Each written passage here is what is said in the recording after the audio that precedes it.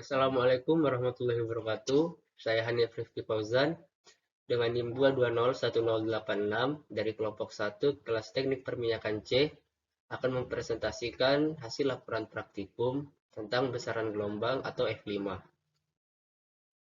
Abstrak. Praktikum besaran gelombang bertujuan untuk memahami konsep dasar perambatan gelombang, mengenal dan memahami besaran-besaran gelombang, dan menganalisis besaran-besaran gelombang. Alat yang digunakan pada percobaan kali ini dapat ditarik kesimpulan bahwa gelombang adalah getaran yang merambat. Parameter gelombang yang umum yaitu amplitudo, fase gelombang, panjang gelombang, frekuensi, periode, dan cepat rambat gelombang.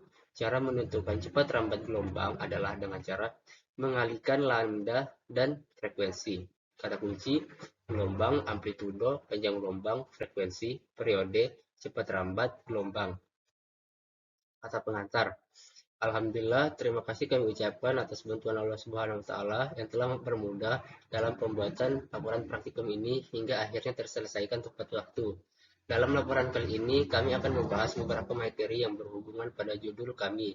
Kami menyadari jika mungkin ada sesuatu yang salah dalam penulisan, seperti menyampaikan informasi yang berbeda sehingga tidak sama dengan pengetahuan pembaca yang lain. Kami mohon maaf yang sebesar-besarnya jika ada kalimat atau kata-kata yang salah. Tidak ada manusia yang sempurna kecuali Tuhan. Demikian saya ucapkan terima kasih atas waktu Anda telah membaca hasil laporan praktikum saya. Bab 1 Pendahuluan. Latar belakang. Salah satu pengetahuan dalam ilmu fisika yang dapat ditemui dalam kehidupan sehari-hari adalah gelombang.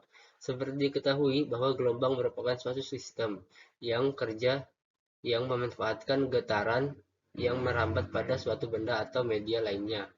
Gelombang ini biasanya dapat membawa dan menentukan energi dari satu tempat ke tempat lainnya. Ciri khas dari sistem kerja gelombang yaitu menghasilkan bentuk menonjol dan cekung atau biasa disebut juga dengan bukit dan lembah. Bukit dan lembah ini terjadi dari sumber getaran, kemudian merambat dan sampai pada benda atau tempat lain.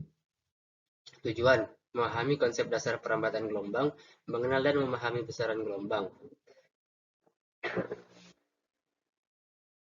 Bagaimana memahami konsep dasar perambatan gelombang, bagaimana memahami besaran-besaran gelombang, bagaimana menganalisis besaran-besaran gelombang.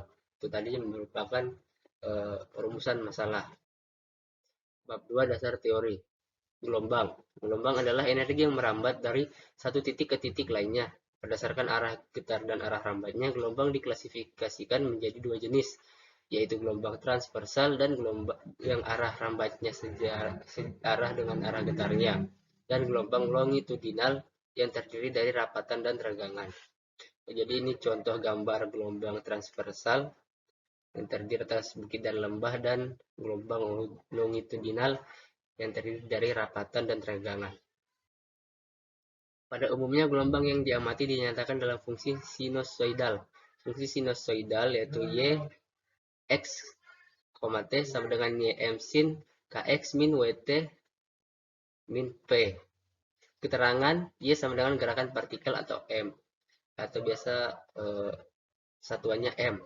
YM yaitu amplitudo. KX min WT plus P sama dengan fase gelombang atau radian. P-nya ini fase awal derajat atau radian. W-nya frekuensi sudut, biasa satuannya radian per second. K bilangan gelombang. Fungsi sinusoidal tersebut terdiri dari variabel yang mana merupakan besaran parameter gelombang. Parameter gelombang yang umum diantaranya amplitudo adalah simpangan maksimum gelombang yang memiliki satuan meter. Fase gelombang adalah jumlah putaran atau sudut yang ditempuh suatu titik selama perambatan.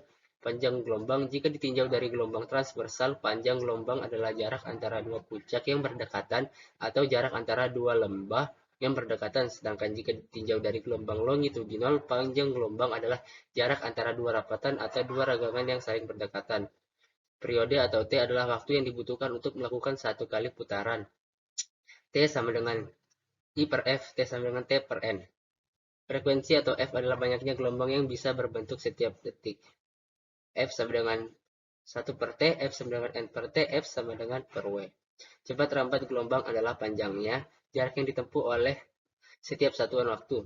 P sama dengan lambda per T, P sama dengan lambda kali F, P sama dengan W per K. Bab 3 metodologi, flowchart. Jadi bisa dilihat ini merupakan flowchartnya. Alat, ticker timer, mister, neraca Ohaus, katrol, power supply. Prosedur kerja, mengukur panjang dan massa tali dengan menggunakan alat yang telah tersedia dan mencatat hasil pengukuran pada tabel pengamatan. Merangkai alat dan bahan sesuai dengan gambar, menggantung beban 10 gram pada ujung tali, menghubungkan ticker time pada power supply dengan kabel penghubung, dan menyalakan power supply pada tegangan L2V. Mengamati tali sampai terbentuk gelombang datang dan gelombang pantul.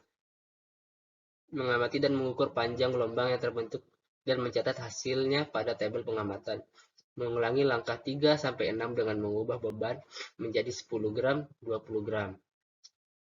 Pengolahan data, jadi digunakan A-nya itu 0,5 dan F-nya 0,4 sampai 2,9 dengan penambahan 0,1.